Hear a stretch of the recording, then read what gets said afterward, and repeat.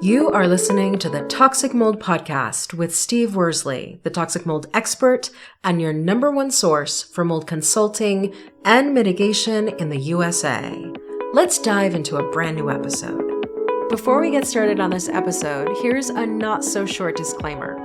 While all attempts have been made to verify the content provided in this podcast, neither the podcaster or the producers assume any responsibility for errors, omissions, or alternative interpretations of the issues discussed here. All information stated in this podcast is the opinion of Steve Worsley. Steve Worsley is a mold specialist with over 25 years of experience in the construction and mold industry. The Toxic Mold Podcast is for information sharing purposes only. The views expressed are those of the podcaster and his alone.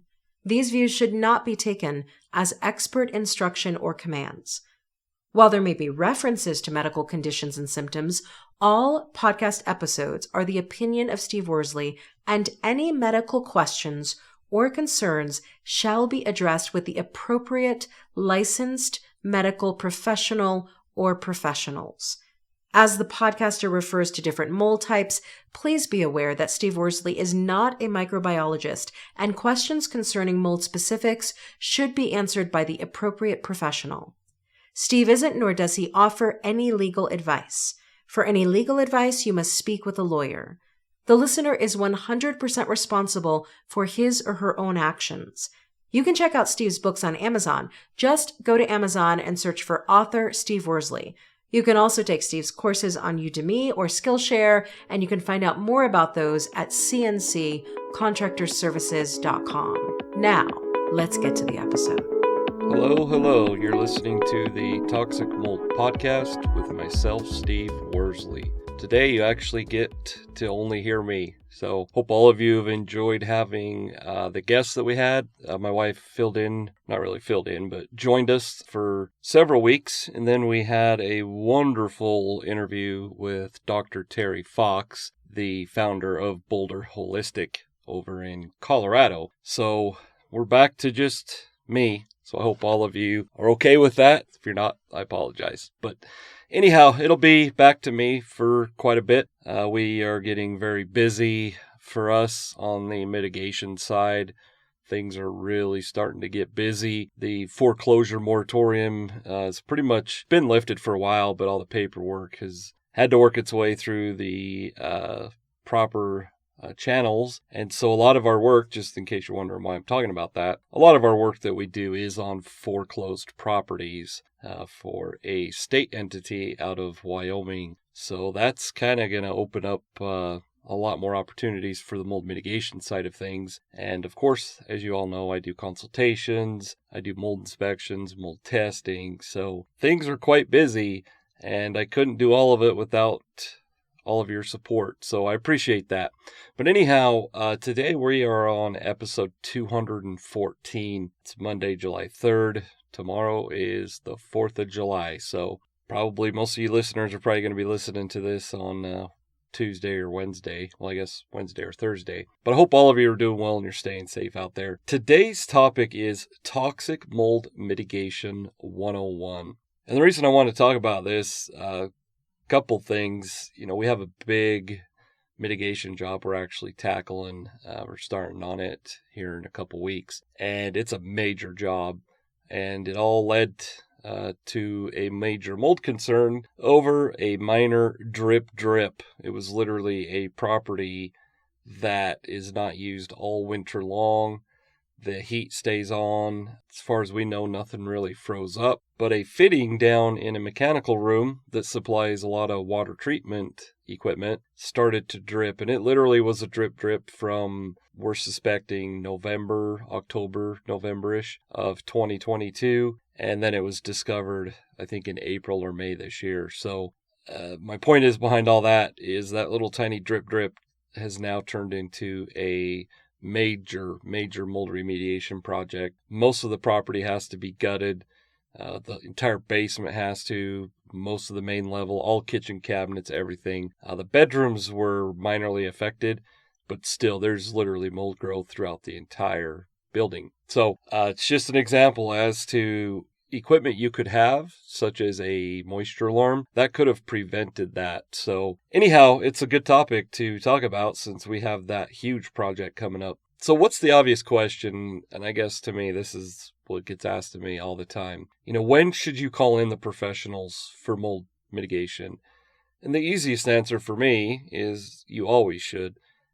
But for you listeners, it's like, well, I don't always need that, do I? And technically, no. The reason I do say you always should get a professional involved is mold is the gift that keeps on giving. And it's very difficult to know how much mold is behind the walls after you start doing mitigation. So it's just a good idea. Get professionals involved right off the bat. That doesn't mean you're not going to run into any problems, but it does help to know that you're going to have proper people involved. But as far as liability and legally, well, I guess liability, that's why I say get professionals involved. But from more of a legal perspective, the EPA does say that if the area is smaller than 10 square feet, you shouldn't hire a professional. And when I say you shouldn't, they say you can do it yourself. And I don't ever recommend doing it yourself. Can you do it yourself? Absolutely. There's lots of scenarios where it's not that difficult to do. But like I said, you can see 10 square feet, which literally is smaller than a bedroom window. You could see that, and then you start tearing into that, and you could have mold inside the wall cavities. There could be subfloor concerns. There could be a bunch of issues. So keep that in mind when you think you can tackle a project on your own. So the next step or the next question typically is, so what are the proper steps to mold mitigation? And if you've listened to me long enough, I always say it's unique to every property. There is no mold mitigation or remediation, however you want to word it. There is no mold mitigation on a property that is the same every time. Every property is unique. And I say that because, once again, you just never know what you're going to run into. There are different things that we do for different properties. But the most important thing about mold mitigation is containment. And when I say the most important, it's the first step that's very important. If you don't have a proper containment established with air scrubbers, you could be doing mitigation, let's just say in a bathroom upstairs, and if you have the right conditions and there's toxic mold present, you literally can be spreading those mold spores throughout the entire home.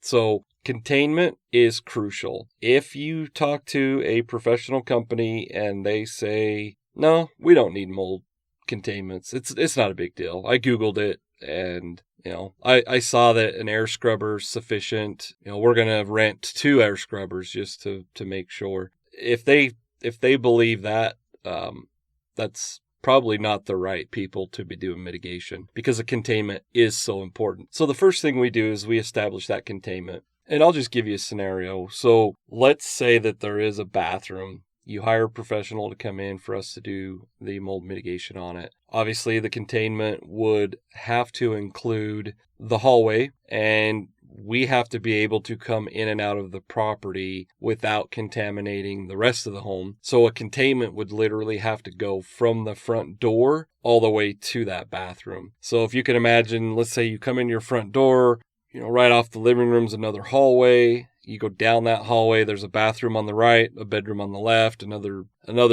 bedroom on the right, after the bathroom, and then another bedroom on the left. So there's 3 bedrooms in that hallway and a bathroom. We have to literally isolate everything. When we do mitigation, as most of you know, we do not let you stay in the home. It's not safe. There's a lot of chemicals that we use. There's sanding involved. There's ozone machines. There's VOCs from our chemicals. There's just too many things that could irritate you or make you sick. When I say irritate, like irritants as far as watery eyes, burning your lungs, throat, stuff like that. So what we would have to do in that hallway is we literally seal off those bedroom doorways. Obviously with the doors closed, we put plastic up. We typically like to use 6 mil plastic. It's fairly thick, a lot thicker than most people would see. And then as you come in the front door, we literally put a wall up through that living room. And then as it turns and goes into the hallway, so you literally come down a corridor from the front door. It's all plastic. The containment goes from the floor to the ceiling. If you have carpet floors, we put a special protectant down. It's just a plastic that's self-adhesive. If you have laminate, tile, stuff like that, we put what's called a ram board. That's a brand name. It's just this board we put down. We tape it to the floor. That protects the flooring. Sometimes, if needed, we can put that ram board on the walls. It's quite extensive. And everything I just talked about is the containment. So, when you really think about it, it's just the containment's quite complex. And it's very important to do that properly. So we start with that containment.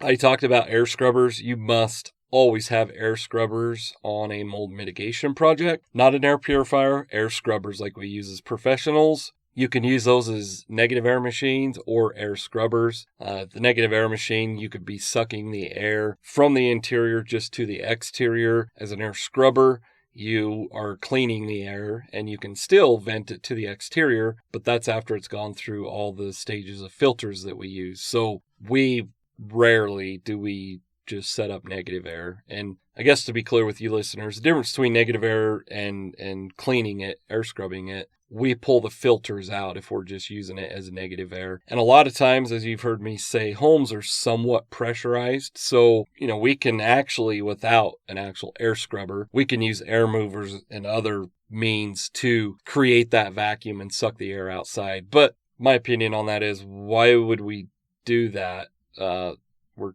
trying to clean the air. So that's why we use it as air scrubbers. And so for an air scrubber, you can actually use it as a standalone. One big, and I don't want to say faux pas or mistake that other mitigation companies make is they think that, if you're going to use it as an air scrubber, you have all those filters. So we're talking about 3 different filters that it's running through. It's really clean air after it comes out. They think that you can just, let that terminate inside the home. Not for us. We think that's a major concern, and that's probably a better word I could use is concern, not a faux pas or mistake, because that's just how I view it. So anyhow, so we use an air scrubber always. That always has to happen. Speaking of air scrubbers, for you listeners, there's all different brands. You can rent them from hardware stores, from rental stores.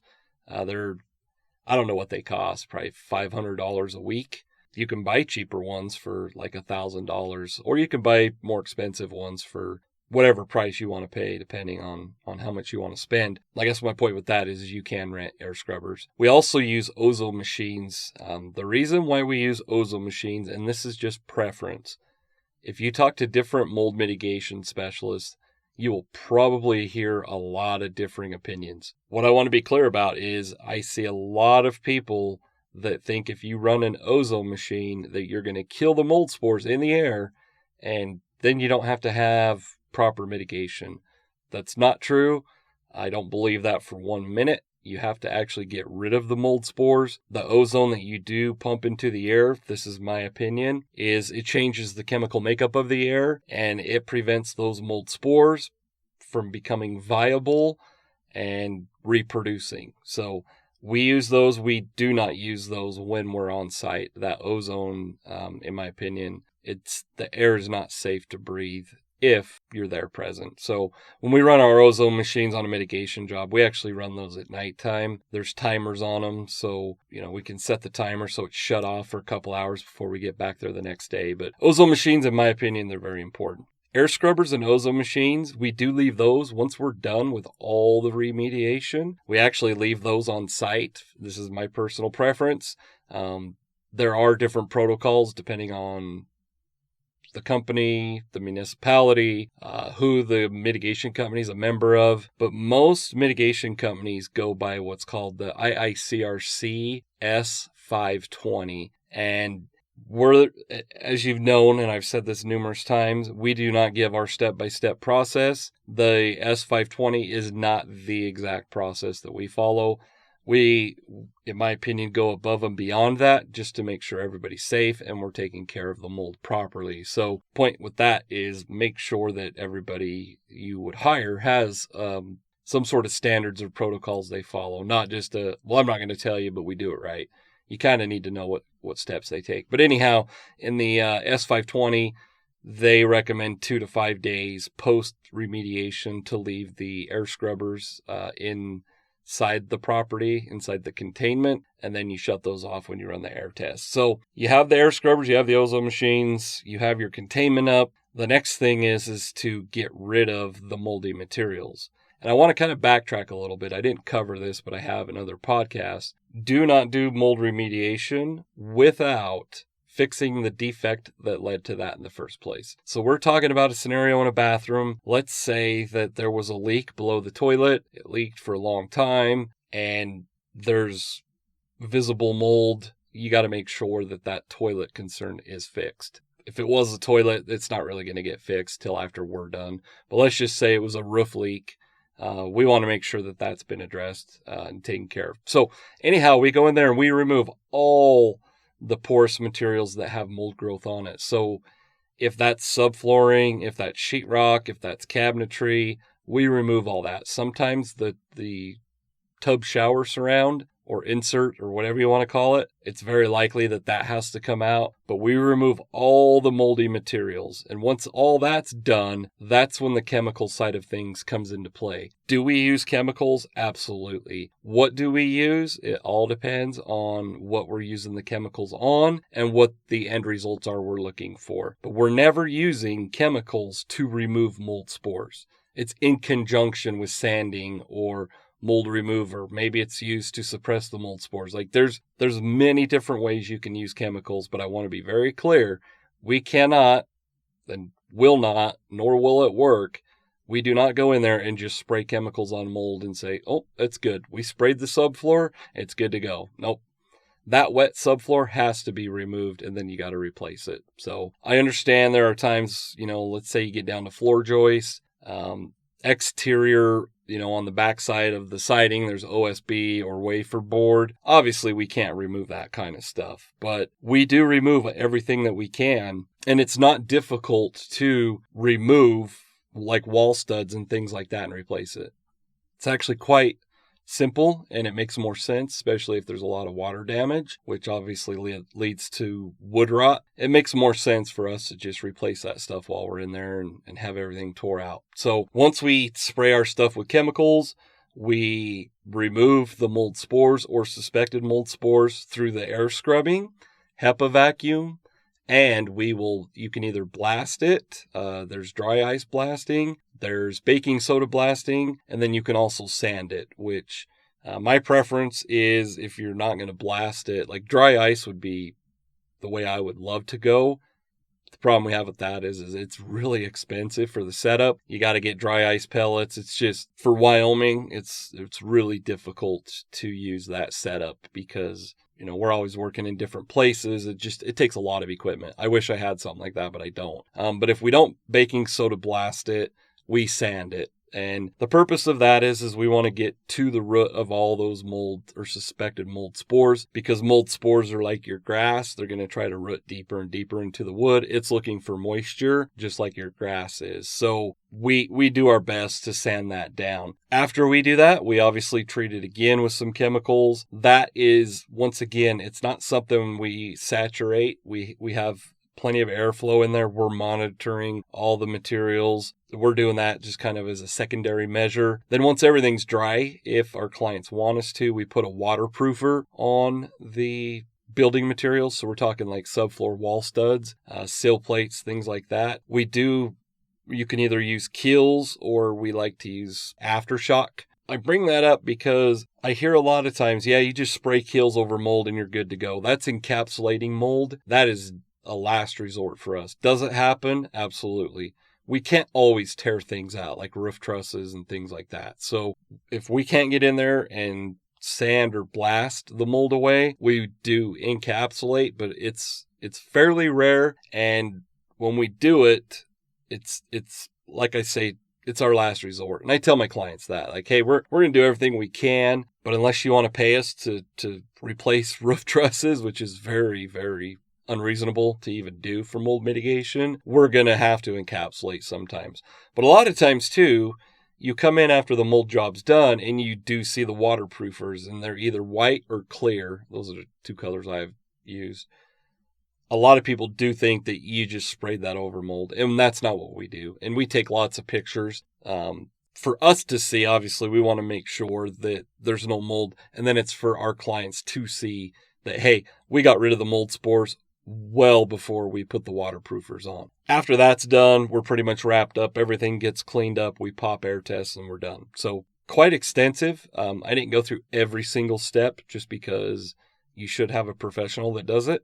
But I think I went through enough steps that you should know what to ask a mold mitigation company if you're going to have them do mold mitigation for you. There are crucial steps like the containment, the air scrubber, the removing the mold spores that you should ask your potential mold mitigation company. Just to kind of get this wrapped up, I'm sure one of the questions are like, so what does it cost to do all that?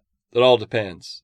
For the most part, we cannot come in, set up all our equipment, establish a containment for less than probably $4,000 to $5,000. And it's not because we're just trying to price gouge you, but it takes a lot, as you heard me walk through everything. It takes a lot for us to do. Plus, it's not something we just come in, have it done in one day and leave. We're there at least probably 7 days, even for something simple, just because we got to let chemicals dry. We got to leave the air scrubbers in there post remediation. So it's not a quick in and out. So, I would say our average mold mitigation jobs are probably closer to 20,000, which seems like a lot, and it is. I get it, but it's not for us to price gouge you. It is because of all the work that is involved. Plus all the equipment, the insurance we have to carry. We're in full monkey suits the whole time. We use all the proper PPE, typically full face masks. I mean, it's a lot more than just going in and spraying kills on something. That's not the proper way to do it. So if you're listening and you need mold remediation, who should you call? We service the entire state of Wyoming. We also do northern Utah. But for those of you that are listening in Florida, Georgia, Tennessee, Ohio, I have clients everywhere, so I'm not going to go through all the states. But anyhow, unless you want to pay us a lot of money, we're not going to come there and do mitigation. But to be clear, we do travel, and as long as we are within the licensing regulations in your municipality, for the most part, we usually can come do mitigation. We will travel. It's just, you're going to have to pay a little bit more than you pay someone locally. But for a local one, best thing you can do is, we talked to Dr. Fox last week, and the organization she talked about, ICI, and that's spelled ISEAI. That's an organization. NAMRI is who I'm a member of, NAMRI. There's IICRC, there's NORMI, NORMI, there's Micro. There's numerous entities out there that we get, those aren't the entities you usually get certified through. Those are who you're members of. So those are organizations that the people are members of. Our certifications are something totally different. But to be a member for most of those, you have to be properly certified. That's the best way to do it. Calling your potential mitigation company is obviously always a good idea.